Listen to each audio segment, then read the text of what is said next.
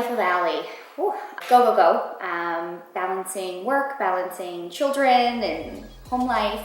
The average day, I'll wake up usually around 6:30, get myself ready, get my kids ready, do school drop off. I get into the office and my team and I get to work. So we usually review all of our projects, what we have going on in the calendar. I meet a lot with clients and with different vendors. So really I'm balancing on a day-to-day basis the logistics, which is the email and the planning, the behind the scenes and the operations, and being present with my clients and with the vendor team.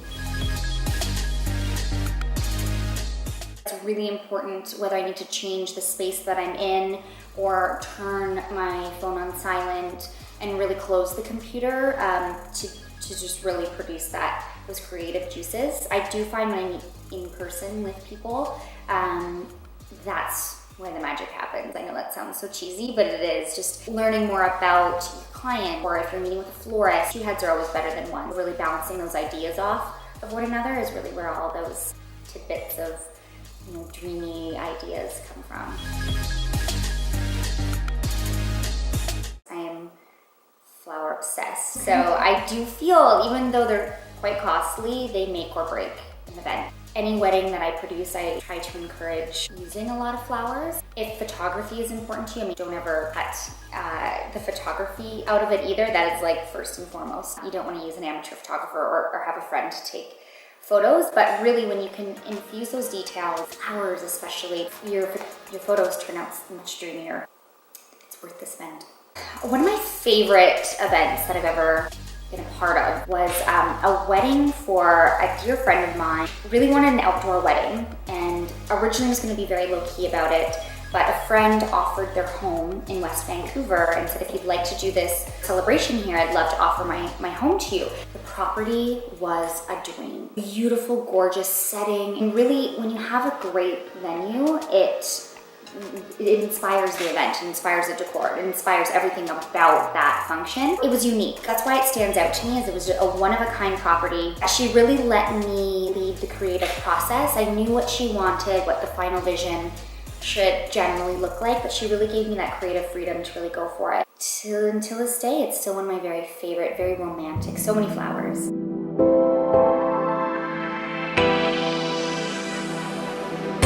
Like a fever burning in my bones, a true believer when you're coming close. So some tips that I would offer is know your guest count before you start looking for a venue. Have a general idea of what your budget is. Even if it's a range, when you solidify that venue, you'll have a better idea of what your end spend will be. You don't have to spend money in every corner of your event.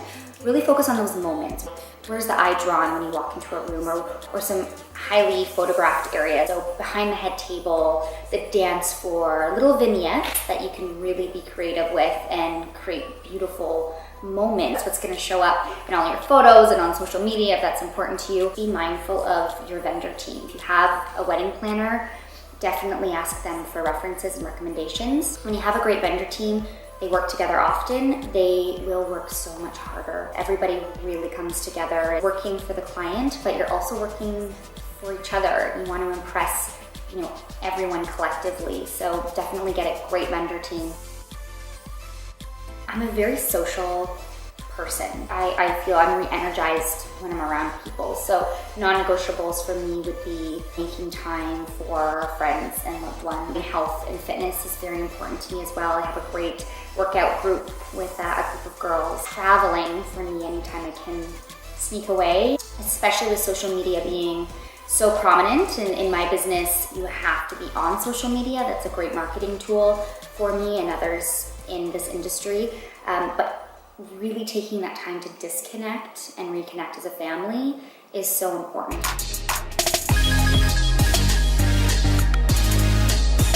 Veuve champagne. I love a Moscato. My girlfriend Monica Hibbs. I'm constantly inspired by Monica, her creativity and just outlook on life. Peony. I like her style Vancouver. I can do a mean James Brown impression. Oh. I'm not doing it. What used to be an embarrassing moment for me, but is actually, I'm proud. I was the Pink Power Ranger in the Disney TV show many years ago. Just something I keep tucked down there. Once a year, every 2 years, I'll go to a convention. They invite past Power Rangers to go and meet the fans, and it's really the job that just keeps giving back. At one time, I was a little bit embarrassed because I was younger, and now that I have a 7-year-old and he will pull it up on Netflix, and he's like, it's my mom. It's come full circle. I did have an acting career many moons ago, and in a past life, yes. An entrepreneur hack. It's not much of a hack, but it's more of a motto.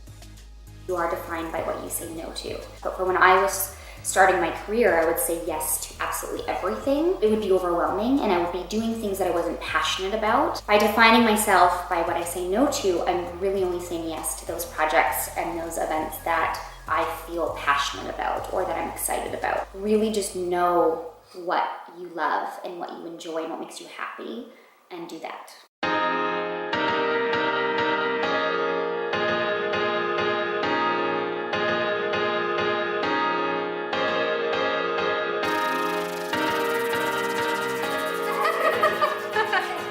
Yes, everyone always asks me, where do you keep the pink Power Ranger outfit? Where is that? Yeah.